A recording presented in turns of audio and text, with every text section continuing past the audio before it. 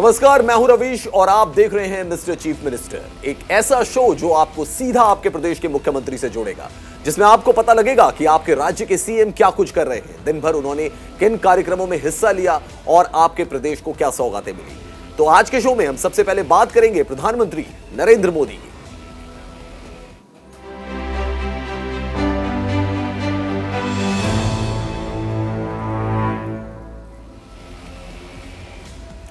गुजरात में सभी राजनीतिक दलों ने चुनाव प्रचार तेज कर दिया है। बीजेपी हो या कांग्रेस या फिर आम आदमी पार्टी, सभी दलों ने चुनाव प्रचार में पूरी ताकत झोंक रखी है। बीजेपी के तमाम दिग्गज नेता मैदान में उतर चुके हैं। प्रधानमंत्री नरेंद्र मोदी, गृह मंत्री अमित शाह, यूपी के मुख्यमंत्री योगी आदित्यनाथ और बीजेपी अध्यक्ष जेपी नड्डा समेत बड़े नेता ताबड़तोड़ जनसभाएं कर रहे हैं। पीएम मोदी भी लगातार गुजरात में जनसभाएं कर बीजेपी के पक्ष में माहौल बना रहे हैं। अपने 3 दिवसीय दौरे के आखिरी दिन पीएम मोदी ने सुरेंद्रनगर में जनसभा की। यहां पर पीएम ने बीजेपी सरकार की उपलब्धियों को जनता के सामने रखा। सुरेंद्रनगर में जनसभा को संबोधित करते हुए कहा कि मेरा सौभाग्य है कि संतों ने हेलीपैड पर आकर आशीर्वाद दिया। एक बार फिर संतों के चरणों में नमन किया। भगवा हर जगह दिख रहा है। गुजरात में प्रो इनकम्बेंसी प्रथा हुआ करती थी, लेकिन राज्य के लोगों ने इसे बदल दिया है। पीएम मोदी ने कहा कि हम छोटे और बड़े उद्योगों को भी बढ़ावा दे रहे हैं। सुरेंद्रनगर के आने वाले दिन स्वर्णिम होंगे। उद्योग चरमोत्कर्ष पर पहुंच गया है, लोगों को रोजगार मिला है। पिछले 20 सालों में बीजेपी सरकार ने कच्छ और काठियावाड़ में डेयरियों के विकास को बढ़ावा दिया है, जिससे गुजरात में महिलाओं का सशक्तिकरण हुआ है।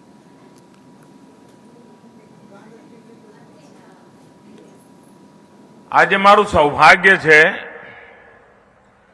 कि आ झालावाड़नी धरती पर हेलिकॉप्टर परथी नीचे उतर्यो અને એમાં જિલ્લાના તપસ્વી સંતોના આશીર્વાદ મળ્યા મને। સંતો હેલીપેડ પર આવીને આશીર્વાદ આપ્યા। એટલું જ નહીં, ભવ્ય વિજય માટેની શુભકામનાઓ પણ આપી। હું સૌથી પહેલા પૂજ્ય સંતોનો હૃદયપૂર્વક આભાર માનું છું અને મને ખાતરી છે કે સંતોના આશીર્વાદ ક્યારેય એળે ન જાય, સંતોની વાણી ક્યારેય વામણી ન હોય। ભાઈઓ, એ મારું સદભાગ્ય છે અને અમારા બધાનું સદભાગ્ય છે। એટલે ફરી એકવાર પૂજ્ય સંતોના ચરણોમાં પ્રણામ કરું છું। 400 ભાઈઓ, ઘરે ઘરે મારા પ્રણામ પહોંચાડશો। દરેક માતાને મારા પ્રણામ પહોંચાડશો। દરેક વડીલોને મારા પ્રણામ પહોંચાડશો। આ પ્રણામ મારા પહોંચાડજો। આપણે ત્યાં ખબર છે ને, તીર્થયાત્રાએ કોઈ જતું હોય ને, હરિદ્વાર જતું હોય, ઋષિકેશ જતું હોય, સોમનાથ જતું હોય, તો આપણે કે ભાઈ મારા વતી પણ જરા પગે લાગજે કહેતા હોય છે ને। આ મત દેવતાઓને જયારે મળવા જઈએ છીએ ત્યારે આ મત આપનારો દેવતા છે, ઈશ્વરનું રૂપ છે। એ તીર્થયાત્રા છે।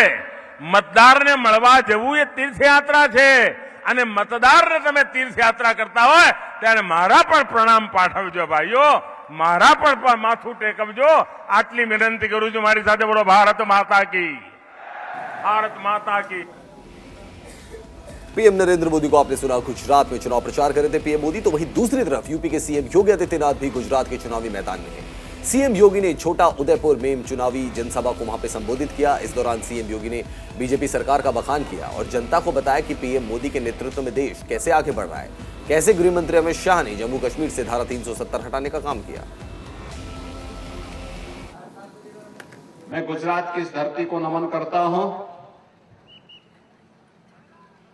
जिस धरती ने कभी उत्तर प्रदेश की मथुरा से यहां पर पधारे भगवान श्री कृष्ण को अपना पावन धाम द्वारिका को बसाने का एक अवसर दिया था। जिस धरती पर राष्ट्रपिता महात्मा गांधी का जन्म हुआ और भारत की आजादी की लड़ाई उनके नेतृत्व में लड़ी गई। जिस धरती पर लौह पुरुष सरदार वल्लभ भाई पटेल पैदा हुए और भारत की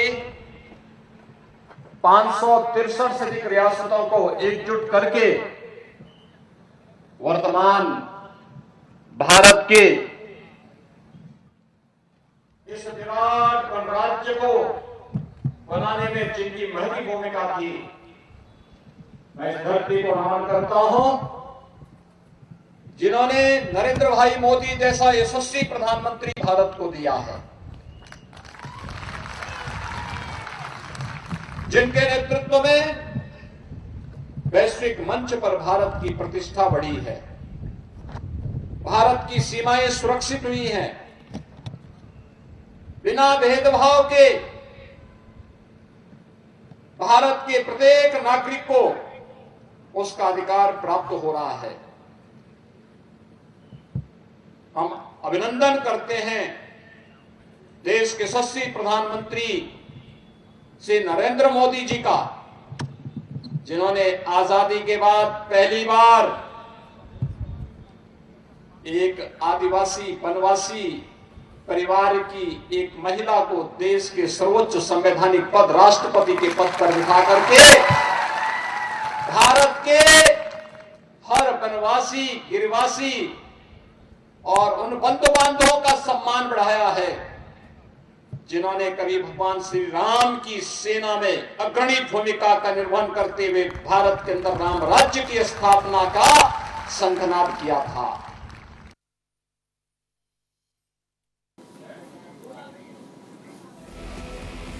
योगी आदित्यनाथ को आपने सुना, तो वहीं दूसरी तरफ गुजरात चुनाव को लेकर राजस्थान के मुख्यमंत्री और गुजरात कांग्रेस प्रभारी अशोक गहलोत ने आम आदमी पार्टी पर जमकर निशाना साधा।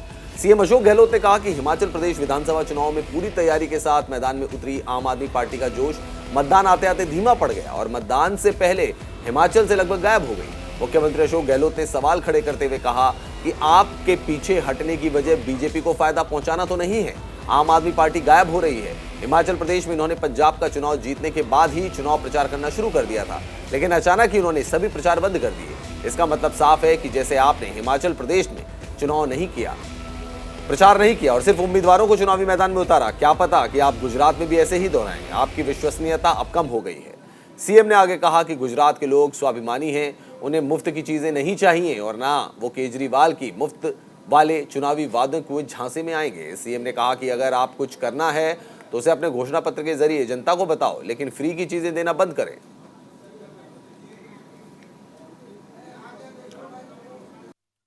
कुछ गायब हो रही है।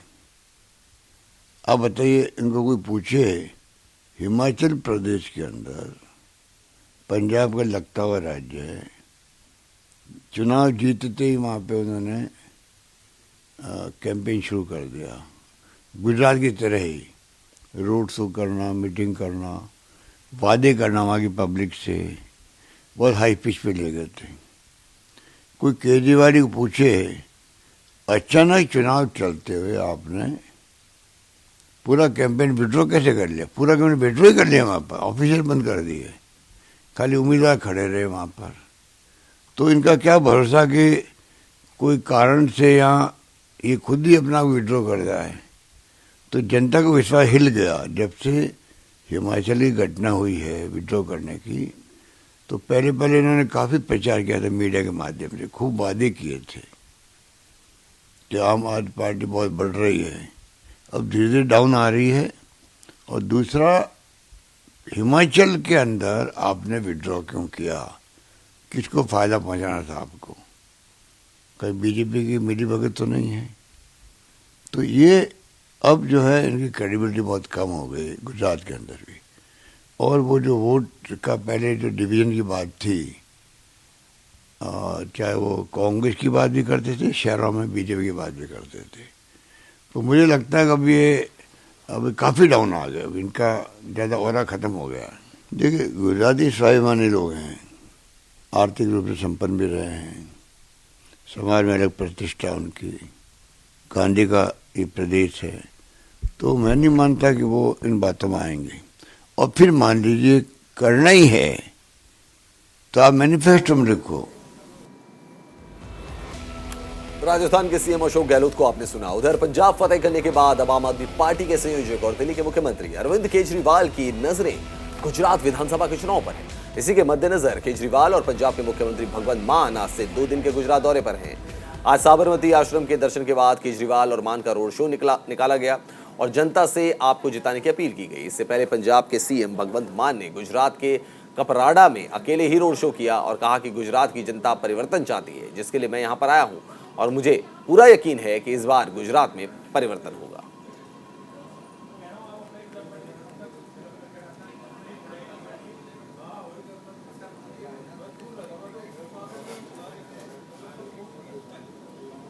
बात दिल्ली की भी करते हैं। दिल्ली के चर्चित श्रद्धा हत्याकांड ने पूरे देश को हिलाकर रख दिया है। मामले में आरोपी की गिरफ्तारी के बाद भी पुलिस के हाथ खाली है। इसी बीच मामले में राजस्थान के मुख्यमंत्री अशोक गहलोत का बयान सामने आया है। उन्होंने पूरे हत्याकांड को एक दुर्भाग्यपूर्ण घटना बताया। सीएम अशोक गहलोत ने कहा कि सदियों से अंतरजातीय और अंतरधार्मिक शादियां होती आ रही हैं, लेकिन अब एक धर्म और एक समुदाय को टारगेट करने के लिए इस पर राजनीति हो रही है। मामले को लव जिहाद से जोड़ने पर भड़के सीएम अशोक गहलोत ने आगे कहा कि श्रद्धा हत्याकांड एक घटना है। ध्यान रहे कि जाति या धर्म के नाम पर भीड़ जमा करना आसान है, आग लगाना आसान होता है, लेकिन आग बुझाने में समय लगता है। आज एक धर्म को टारगेट कर राजनीति हो रही है। इस तरह की राजनीति से फायदा उठाया जा रहा है।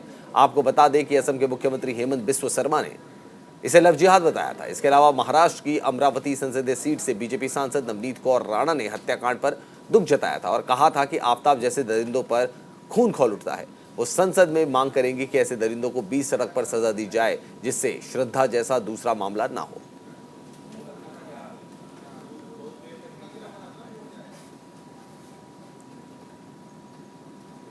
बताइए आप, ये कहाँ का सोच है? बीजेपी का सोच कहाँ के लेके आ गए वो? इस प्रकार की घटनाएं देश के अंदर, यहाँ जो आप घटना का जिक्र कर रहे हैं उसको मैं रिपीट नहीं करना चाहता। ऐसी घटनाएं देश में विभिन्न तरह की अन्याय, अत्याचार, उत्पीड़न होते हैं, महिलाओं पे भी होते हैं। समाज को आगे आना पड़ेगा, हम सबको राजनीति अलग करके आना पड़ेगा, तब जाकर के ये रुकेगी। रेप होते बच्चियों के, आप हम सब देखते हैं, गैंग रेप हो जाते हैं। मतलब जो हो रहा है, पेपर लीक होते हैं, कौन लोग हैं? बाहर के लोग थोड़े आए हुए हैं, हिंदुस्तानी है वो। तो ये तमाम जब तक समाज में बदलाव नहीं आएगा तब तक संभव नहीं रोकना। बदलाव लाने के लिए सब पार्टियों को एक होना चाहिए। बदलाव की राजनीति, अच्छे संस्कार, अच्छी संस्कृति, अच्छी परंपराएं कायम हो, वो तब होगी, तब आप हिंसा का रास्ता छोड़ोगे, आप प्यार मोहब्बत की बात करोगे, घृणा खत्म करोगे जातियों के बीच में, वर्गों के बीच में, धर्मों के बीच में। ये घटना है, ये घटना दुर्घटना है। ये तो नाम दे दिए गए हैं, नाम दे दिए गए हैं, जुमले कर दिए गए हैं, जुमले कर दिए गए हैं। आप इसको किसी रूप में ले लीजिए, ये तो कोई नई बात नहीं। सदियों से इंटरकास्ट, इंटर धर्म के नाम पे जो शादी होती है, कोई नई बात तो नहीं है। पर जब आपने टारगेट बना दिया एक कौम को, एक धर्म को, उसके आधार पे आपकी राजनीति चल रही है देश के अंदर, उसका फायदा आपको मिल रहा है। क्योंकि धर्म के नाम पर, जाति के नाम पर इकट्ठा करना हो, संगठित करना हो, मॉब क्रिएट करना हो तो बड़ा आसान काम है। आग लगाना बड़ा आसान है, आग को बुझाने में वक्त लगता है। कोई बिल्डिंग बनाओ आप, भवन, वक्त लगता है, साल भर लगता है, 2 साल लगते हैं। गिराना हो तो आप गिरा दीजिए, आराम से गिर जाएगी बिल्डिंग, आधा 15 मिनट में गिर जाएगी। तो वो वाली बात है। राजस्थान के सीएम अशोक गहलोत को आपने सुना। उत्तराखंड के मुख्यमंत्री पुष्कर सिंह धामी ने छावला गैंगरेप मामले में तीनों आरोपियों को बरी किए जाने के सुप्रीम कोर्ट के फैसले के खिलाफ याचिका दाखिल करने को मंजूरी देने के लिए वो दिल्ली के उपराज्यपाल वी.के. सक्सेना का उन्होंने आभार जताया है। सीएम पुष्कर सिंह धामी ने ट्वीट कर लिखा कि छावला मामले में आरोपियों को बरी किए जाने के खिलाफ पुनर्विचार याचिका दाखिल करने को मंजूरी देने के लिए दिल्ली के उपराज्यपाल जी का हार्दिक आभार है। इससे पहले सीएम धामी ने उत्तराखंड सदन के छावला केस की पीड़िता के माता पिता से मुलाकात की। इस दौरान सीएम धामी ने कहा कि उत्तराखंड की बेटी को न्याय दिलाने के लिए राज्य सरकार हर संभव प्रयास कर रही है। इसके अलावा सीएम धामी ने बताया कि उन्होंने केंद्रीय कानून और न्याय मंत्री किरण रिजिजू से भी बात की है। मामले से संबंधित वकील चारू खन्ना से भी पूरी जानकारी ली है। पूरा उत्तराखंड उनके साथ है।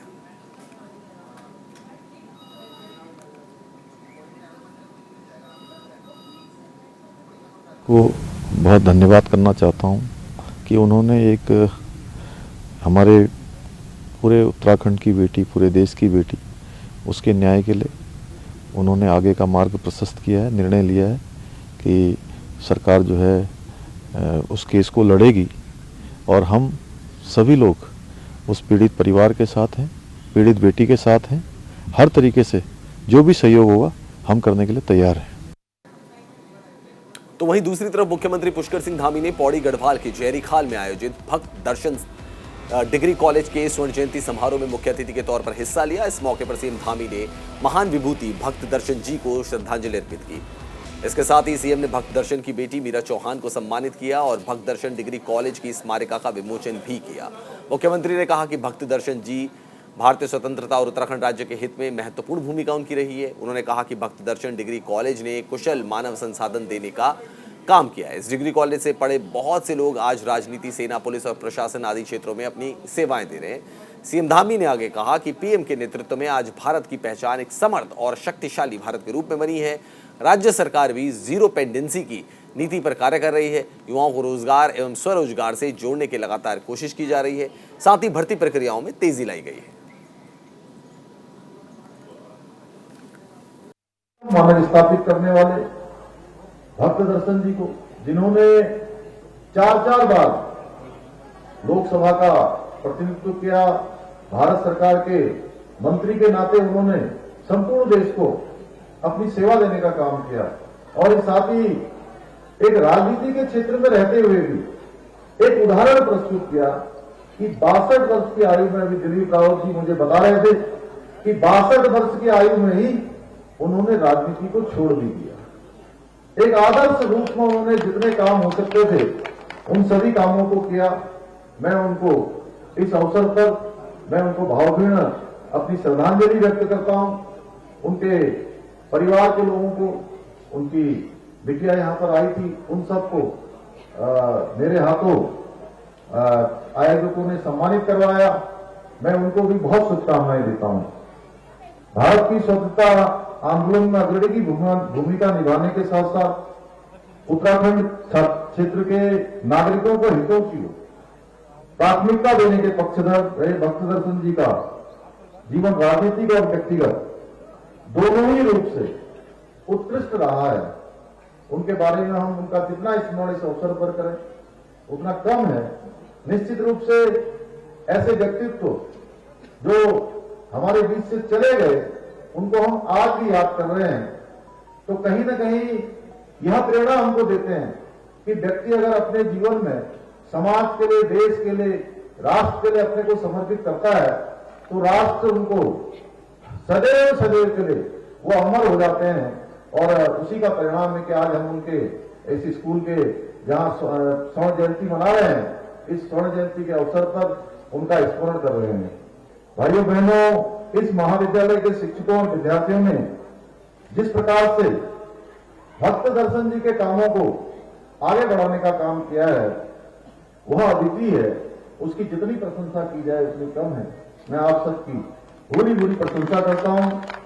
अपने गौरवशाली अतीत को याद करने का जो कार्य आप लोगों ने इस समारोह को आयोजित करके किया है वह यह दर्शाता है कि आप लोग अपने आप के माध्यम से अपने अतीत को, जिन्होंने हमारे सामने एक सुंदर दृश्य हम सबके लिए छोड़कर गए, शिक्षा का एक संस्थान हम लोगों के सामने आज एक भव्य रूप लेता जा रहा है, एक बड़ा आकार लेता जा रहा है। ये कहीं न कहीं उनके किए हुए कार्यों को सच्ची श्रद्धांजलि है और हम उनको श्रद्धांजलि देना चाहते हैं। अपने प्रारंभिक काल से ही इस महाविद्यालय ने राष्ट्र निर्माण और प्रगति हेतु योग्य मानव संसाधनों को निर्मित करने का कार्य किया है। इस महाविद्यालय से निकलने वाले विद्यार्थी सामाजिक कल्याण के लिए सामाजिक क्षेत्रों में, राजनीतिक क्षेत्रों में, शिक्षा के क्षेत्रों में निरंतर कार्य करते आए हैं। और मुझे अभी मंच पर आचार्य जी ने और दिलीप रावत जी ने बताया कि इस महाविद्यालय से, जहां हमारे राज्य के मुख्यमंत्री तीरथ सिंह रावत जी जो अभी सांसद हैं और त्रिवेंद्र सिंह रावत जी जो हमारे मुख्यमंत्री रहे, दोनों ही लोगों ने यहां से पढ़ाई की है। निश्चित रूप से यह विद्यालय अपने आप में एक अलग प्रकार की छवि इसकी पूरे प्रदेश में और देश में जाएगी आने वाले समय में। तो उत्तराखंड के मुख्यमंत्री पुष्कर सिंह धामी को आप सुन रहे थे, जो कि कॉलेज का वहां पे उद्घाटन करने गए थे। फिलहाल इस खास पेशकश में इतना ही। आप देखते रहिए न्यूज़ इंडिया।